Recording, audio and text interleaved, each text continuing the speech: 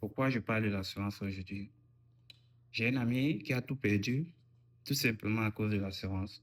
Vous devez comprendre que à un certain moment de la vie, lorsque vous avez un certain nombre de biens, dans une stabilité financière, vous devez vous rassurer que vous ne pouvez pas perdre ces biens-là, quel que soit le cas. Il est extrêmement difficile de chercher de l'argent, de trouver certains biens, de les acquérir et de pouvoir les perdre facilement ainsi.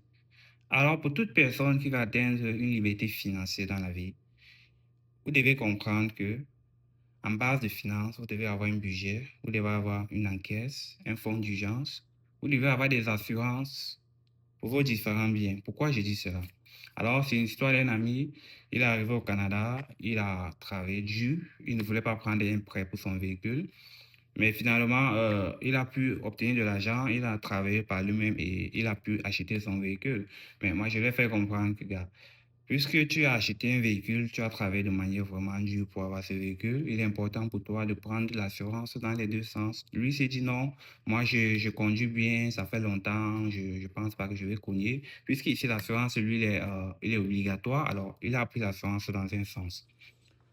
Maintenant, l'autre jour, puisque nous sommes en plein hiver et tout, il est en train de rouler et arrivé une interception, là, les feux de signalisation, il a voulu freiner, il n'a pas pu et la voiture s'est avancée. Du coup, il a percuté un autre véhicule qui allait dans un sens croisé.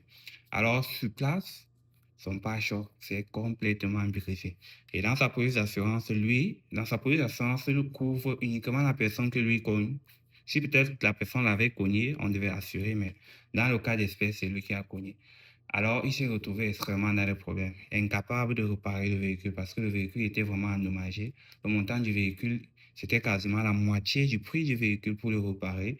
Du coup, il était obligé de vendre ça à un mécanicien. La morale de l'histoire, c'est pour faire comprendre, lorsque vous travaillez durement dans la vie pour acquérir un bien, rassurez-vous de sécuriser ce bien, que ce soit votre santé, que ce soit n'importe quoi dans votre vie.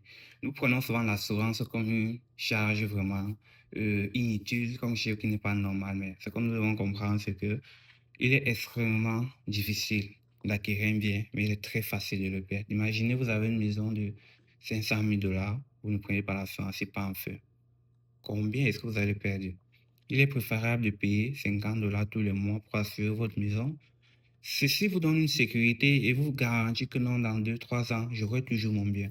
Mais tant que vous ne prenez pas ce type d'assurance, ce type de produit, il est extrêmement difficile pour vous.